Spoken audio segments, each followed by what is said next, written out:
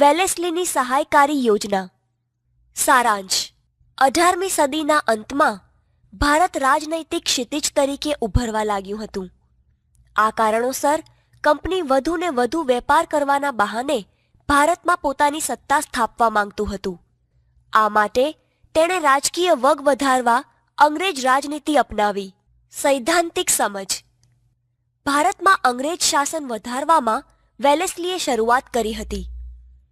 Wellesley governor general બની ભારતમાં આવ્યો ત્યારે ઇંગ્લેન્ડ અને ફ્રાન્સ વચ્ચે તીવ્ર સ્પર્ધા ચાલતી હતી. વેલેસ્લી દ્વારા એક યોજના બનાવવામાં આવી હતી જેમાં ભારતમાં ફ્રેન્ચોનું વર્ચસ્વ ઘટાડવું તેમજ ભારતના દેશી રાજ્યોમાં અંગ્રેજ સત્તાનો પગપેસારો કરવો, જેને સહાયકારી યોજના નામ આપવામાં આવ્યું. આ યોજના સ્વીકારનાર દેશી રાજ્યોને પોતાના રાજ્યમાં અંગ્રેજ લશ્કર રાખી સૈન્યનો ખર્ચ જે તે દેશી રાજ્યે ઉપાડવો પડતો, તેમજ તેના માટે દરેક રાજ્યમાં એક અંગ્રેજ પ્રતિનિધિ રાખવામાં આવતો. આ પ્રમાણે અંગ્રેજ સૈન્ય અને પ્રતિનિધિ સચવાતા, પરંતુ દેશી રાજ્યો અંગ્રેજ સૈન્યનો ઉપયોગ કરી શકતા નહીં.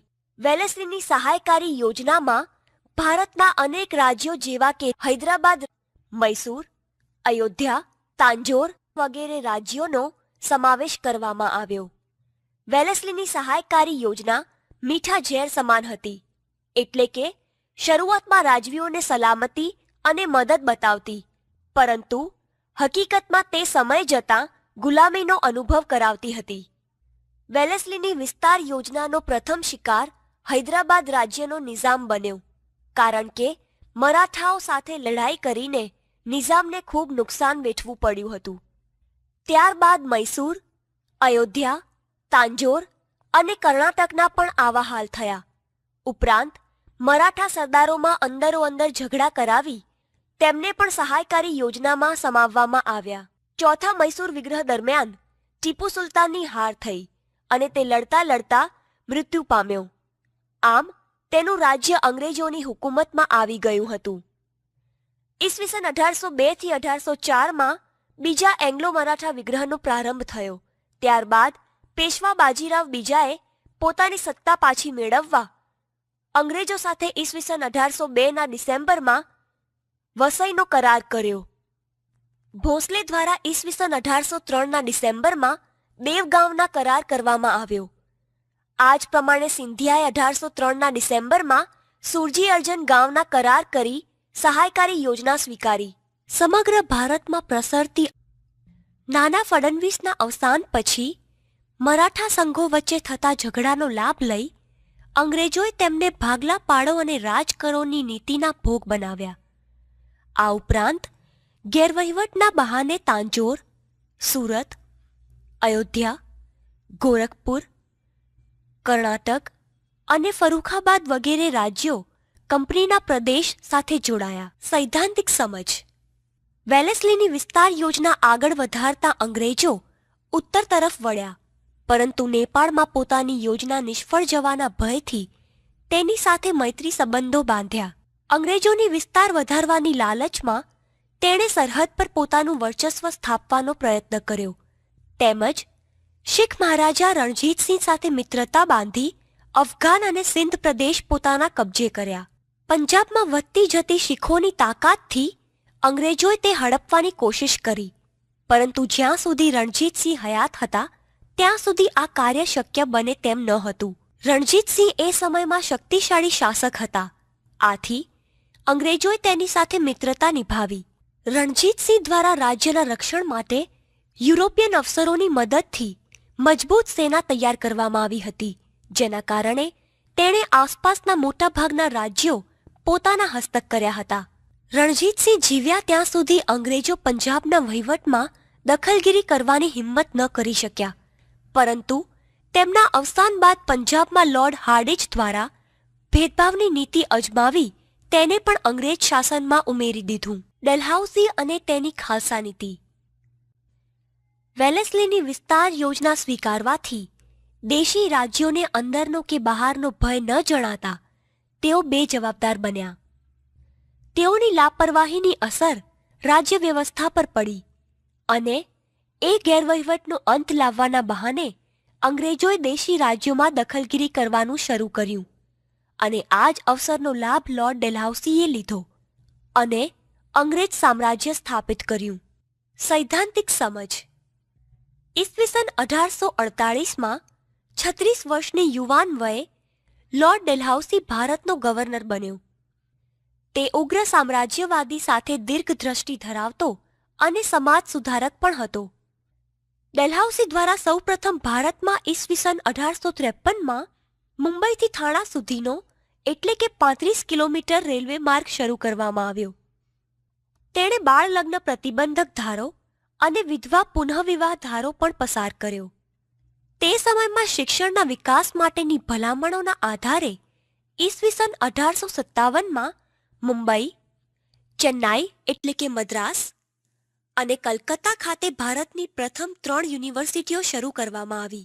ભારતમાં વધુ ઉપજ કરાવતા પ્રદેશો જેવા કે ચા કોફીનો પ્રદેશ, કપાસનો પ્રદેશ વગેરે અંગ્રેજોને હસ્તગત કરી કરોડો રૂપિયાની કમાણી કરી આપવાનો ડેલહાઉસીનો આશય હતો, જેના કારણે તેણે ઉપર જણાવ્યા મુજબના સુધારા અંગ્રેજોની સવલતો માટે કરી આપ્યા હતા. ખાલસા નીતિ. લોર્ડ ડેલહાઉસી દ્વારા અપનાવેલી ખાલસા નીતિ સામ્રાજ્યવાદી નીતિ હતી. ખાલસા નીતિ એટલે રાજાની સત્તાનો અંત લાવી તેના રાજ્યને સીધું જ અંગ્રેજ શાસનમાં ભેળવી દીધું. આ નીતિ નીચે પ્રમાણે 3 રીતે અમલમાં મૂકવામાં આવી. 1.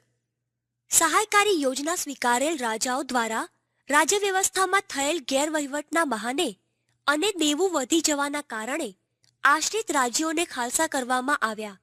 દાખલા તરીકે અયોધ્યાનું રાજ્ય. 2. આ ઉપરાંત બિનવારસ મૃત્યુ પામેલ રાજાઓનો પુત્ર દત્તક લેવાના અધિકારને નામંજૂર કરી તેમના રાજ્યો ખાલસા કરવામાં આવ્યા, જેમાં સતારા, ઝાંસી, જૈતપુર, સંબલપુર, નાગપુર, તાંજોર, કર્ણાટક વગેરે. 3. જ્યાં અંગ્રેજોની કૂટનીતિ ઉપયોગમાં ન આવી ત્યાં યુદ્ધો દ્વારા રાજ્યો ખાલસા કરવામાં આવ્યા, જેમ કે શીખો સાથે યુદ્ધ કરી તેને ખાલસા કરવામાં આવ્યું, તેમજ મ્યાનમાર એટલે કે બર્માના રાજાને હરાવીને તેની પાસેથી રંગૂન સહિતનો ભેગો પ્રાંત પોતાને હસ્તક લીધો. ઉપરના રાજ્યો ખાલસા કર્યા તેમાંથી ઝાંસી જીતવામાં અંગ્રેજોને મહેનત કરવી પડી હતી, કારણ કે ઝાંસીની રાણી લક્ષ્મીબાઈએ દત્તક પુત્ર નામંજૂર અધિકારનો વિરોધ કર્યો હતો. લક્ષ્મીબાઈ દ્વારા ઝાંસીને બચાવવા 15 દિવસ મરણિયા પ્રયાસો કરવામાં આવ્યા, પરંતુ દ્વારપાળ દુલ્હાજીના દગાના કારણે અંગ્રેજો ઝાંસીમાં ઘૂસ્યા. તેમ છતાં રાણી લક્ષ્મીબાઈએ વીરતાપૂર્વક અંગ્રેજો સામે યુદ્ધ કર્યું અને અંતમાં તે લડતા લડતા શહીદ થયા. આમ ડેલહાઉસીએ જીત, જપ્તી અને ખાલસાની નીતિ દ્વારા સમગ્ર ભારતમાં બ્રિટિશ શાસનનું સામ્રાજ્ય સ્થાપિત કર્યું. ઈસવીસન 1857નો સ્વાતંત્ર્ય સંગ્રામ. સારાંશ. વેલેસ્લીની સહાયકારી યોજના અને લોર્ડ ડેલહાઉસીની ખાલસા નીતિની અસરથી આખા દેશમાં ખળભળાટ મચી ગયો હતો. અંગ્રેજ સરકારની ભેદભાવભરી રાજકીય, સામાજિક, આર્થિક અને ધાર્મિક નીતિને કારણે ભારતીય પ્રજા ક્રોધે ભરાઈ હતી, જેના પરિણામ સ્વરૂપે ઈસવીસન 1857નો સ્વાતંત્ર્ય સંગ્રામ શરૂ થયો. સૈદ્ધાંતિક સમજ. ઈસવીસન 1857ના ફેબ્રુઆરી માસમાં બરાકપુરની એક લશ્કરી છાવણીમાં ટુકડીને બંદૂક આપવામાં આવી, જેમાં ડુક્કર અને ગાયની ચરબીનો ઉપયોગ કરવામાં આવ્યો હતો. આ કારણસર મંગલ પાંડે નામના એક સૈનિકે વિરોધ દર્શાવ્યો અને અંગ્રેજ સૈનિકો પર હુમલો કર્યો. તેમ છતાં મંગલ પાંડેને કેદ કર્યો અને 8 એપ્રિલના રોજ ફાંસી આપવામાં આવી. આમ આ ઘટના 1857ના વિપ્લવની શરૂઆત હતી. વિપ્લવ થવાના કારણો. બંગાળના ઘણા જાગીરદારોની જમીન અંગ્રેજોએ જપ્ત કરી. અંગ્રેજો દ્વારા ભારતીયોનું અપમાન કરવામાં આવતું અને તેઓ સક્ષમ હોવા છતાં ઊંચા હોદ્દા પર નીમવામાં ન આવતા. જમીનદારોની જમીન જપ્ત થતાં ખેડૂતો જમીન વિહોણા તેમજ દેવાદાર બની ગયા. કંપનીના સંચાલકો દ્વારા ખ્રિસ્તી ધર્મના પ્રચારની છૂટ આપવામાં આવી હતી, જેથી ધર્મ પરિવર્તનની પ્રવૃત્તિ ખૂબ ચાલવા લાગી હતી. અંગ્રેજ સૈનિક કરતાં ભારતીય સૈનિકોને પગાર ખૂબ ઓછો આપવામાં આવતો. આમ આ વિપ્લવનો વિરોધ જુદા જુદા રાજ્યો અને મહારાજાઓ દ્વારા દર્શાવવામાં આવ્યો હતો. દિલ્હીના બાદશાહ બહાદુર શાહ ઝફર, બેગમ ઝિન્નત મહાલ અને તેના શહઝાદાઓ દ્વારા અંગ્રેજોના દારૂગોળા અને શસ્ત્રોના ભંડારનો નાશ કરવામાં આવ્યો. કાનપુરમાં 8મી જૂનના રોજ થયેલ સ્વાતંત્ર્ય સંગ્રામ દરમિયાન નાના સાહેબ પેશવા અને તાત્યા ટોપે દ્વારા અંગ્રેજોની નૌકાઓ પર તોપગોળા અને બંદૂકો દ્વારા હુમલો કરવામાં આવ્યો. બિહારના જાગીરદાર કુંવરસિંહ કે જે 70 વર્ષની ઉંમરના હતા તેમ છતાં અંગ્રેજો સામે વીરતાપૂર્વક લડ્યા. આ લડાઈમાં તેમને હાથના કાંડામાં ગોળી વાગી અને તેનું ઝેર આખા શરીરમાં પ્રસરી ન જાય તે માટે પોતે જ પોતાની તલવારથી હાથને કોણીમાંથી કાપી ગંગા નદીમાં પધરાવી દીધો.